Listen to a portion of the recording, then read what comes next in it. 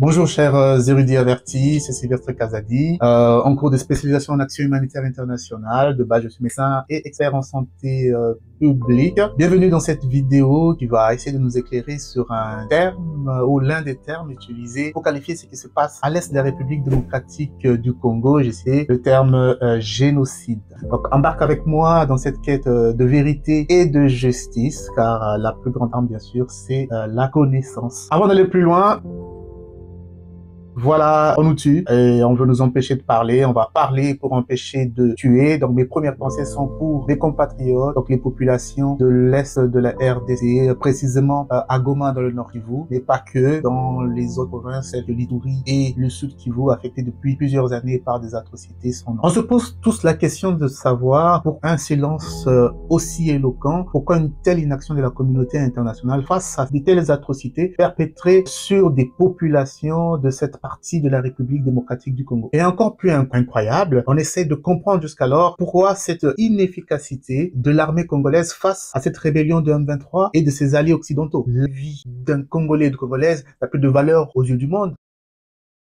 J'exige de comprendre.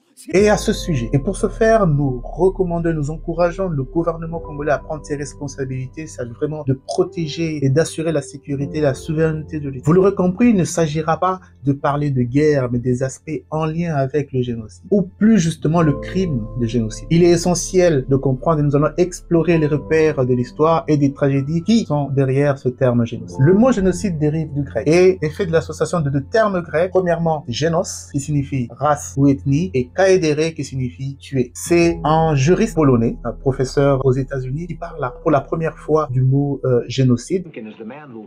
Created the word genocide. Dr. Lemkin, could you give us a little background on how you came to be interested in this genocide? Became interested in genocide because it... Et cela est arrivé quelques mois juste après ce célèbre discours de Winston Churchill qui déclara qu'on est devant un crime sans nom en parlant des massacres en URSS. Et ce n'est qu'en 1948 que l'Organisation des Nations Unies adopte la Convention de prévention et de répression du crime des génocides à son article 2. Et quelques années après, en 1998, statut de Rome instituant la Cour pénale internationale à son article 6, qui pose aussi les bases de la définition d'un génocide. Demandez d'être très attentif parce que nous allons parler de la question ou des éléments essentiels qui décrivent ou qui définissent ce que c'est un génocide. Premièrement, la question la plus essentielle, c'est l'élément moral du génocide, ou autrement appelé dol spécial, qui veut dire l'intention de détruire, l'intention d'exterminer, l'intention de supprimer. Ce qui nous renvoie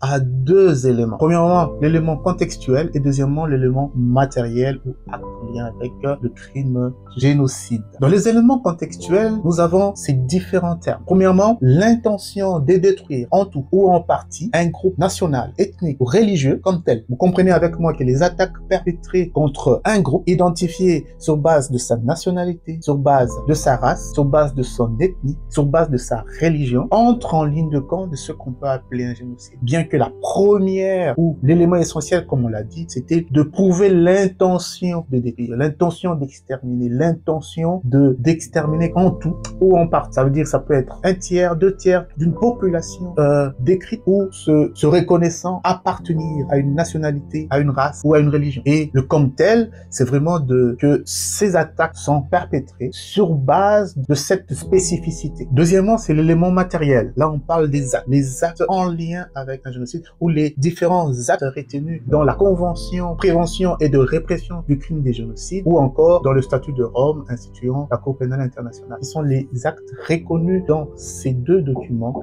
et qui définissent ce que c'est un génocide d'un point de vue du droit international. Retenons les actes suivants. Premièrement, le meurtre des membres de groupe. Deuxièmement, l'atteinte grave à l'intégrité physique, mentale d'un groupe. Troisièmement, soumission intentionnelle à des conditions d'existence pouvant entraîner la destruction physique, totale ou partielle. Quatrièmement, les mesures visant à entraver les naissances au sein d'un groupe. Et cinquièmement, le transfert forcé d'enfants d'un groupe à un autre groupe. Et pour revenir dans l'histoire, pour avoir certains repères au niveau de l'histoire, à ce jour, l'Organisation des Nations Unies reconnaît pratiquement 3 génocides. Premièrement, le génocide des Arméniens, qui a été perpétré par l'Empire ottoman de 1915 à 1916 et qui entraîna la mort d'environ 1,2 à 1,6 million de personnes. Deuxièmement, c'est le génocide des Juifs par les nazis de 1941 à 1945 et qui a entraîné pratiquement la mort de 6 millions de personnes. Et troisièmement, le génocide Tutsi en 1994 au Rwanda et qui entraîna en 4 mois pratiquement 1 million de morts. En Afrique, le terme génocide a aussi été employé sur un autre événement macabre qui jusqu'alors n'est pas encore reconnu comme génocide. C'est le massacre systématique de Herero et de Namas de 1904 à 1908 par les troupes coloniales allemandes. Ainsi, devant les crimes commis en RDC et depuis plus d'une vingtaine d'années, depuis 1996,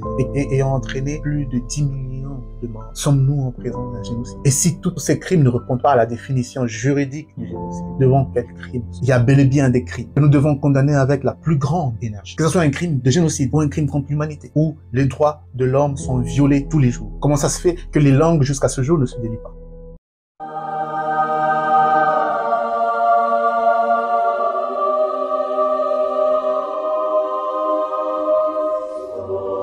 Et j'espère que cette vidéo a pu éclairer la lanterne de plusieurs et que sur base des éléments qui ont été donnés dans cette vidéo, nous serons capables de définir ce que c'est un génocide et de savoir le reconnaître quand nous en voyons un. Qu'est-ce que la RDC est censée faire pour arrêter, prévenir un génocide? Pourquoi la communauté internationale est à double vitesse? Vos avis dans les commentaires. Nous reviendrons sur ce sujet ou un autre dans les prochaines vidéos. Je vous dis merci et ciao ciao.